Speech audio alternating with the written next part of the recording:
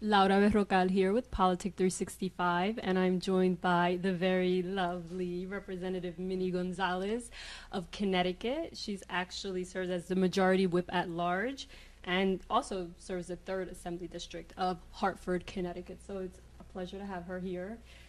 More importantly, she serves as the newest president of the National Hispanic Caucus of State Legislators, and I'm very proud to say that she is Boricua, as am I. So we got 2 Puerto Rican women in the house. We should do a little salsa dance.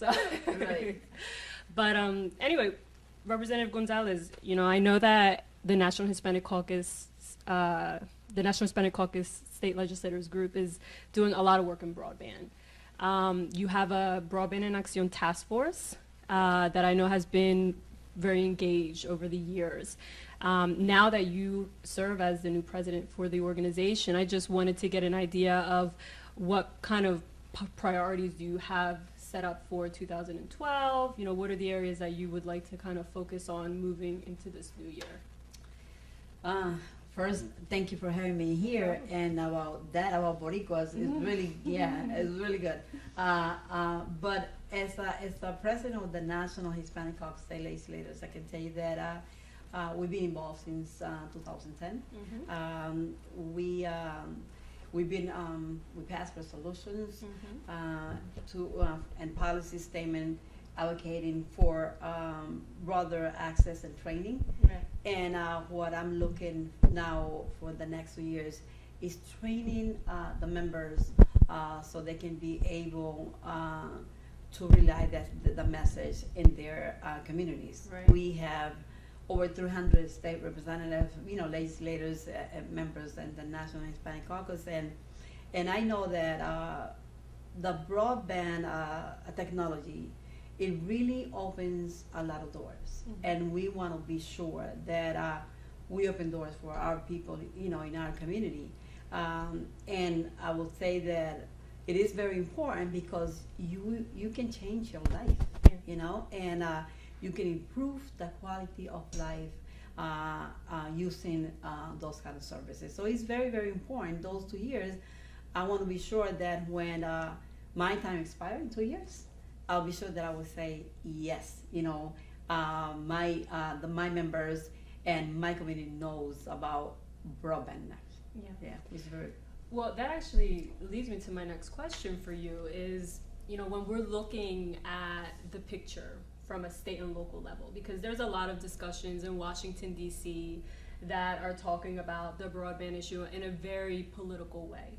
But when we go to our communities, a lot of these people, they're not really paying attention to all of the policies that are associated with having access to internet. They don't really know what's going on inside the Beltway. And at the local and state level, there are actually a lot of programs that are geared towards getting more underserved minority communities connected to the internet. But oftentimes Latinos are not getting connected, and they're not taking advantage of these programs. And my question to you is why? Why is that? What are the challenges that we're facing, and what are the hurdles in getting people connected, especially Latinos? It's about information. That's really important. It's about, if you go to the store, let's say to buy a shampoo, you be sure that you're gonna check, the instructions and whatever. And if you need a different shampoo, you're gonna check and you're gonna find out what you really want to buy. So now this is the same thing. This is about knowing, what kind of services, and again, how can you improve your quality of life. You need information, and I would like to see that we have, information in Spanish, especially in my community. As a president of the National Hispanic Caucus, I represent, Latinos. Yeah. But as a state representative in Connecticut, I have a lot of diversity, and I represent Latinos, African Americans, white. So I have a lot of diversity, which I really enjoy and I like. And I think that those are the problems, information, and also I think that the cost. If people know about it, but they don't have the resources, it's very hard. And like we were discussing today, we have a couple of programs like E-rate program.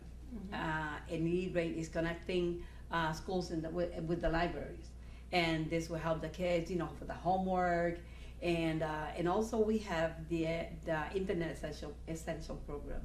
That's a program that it costs like $9.95, and I know that it's going to be for 3 years, and maybe they're looking into expanding the program.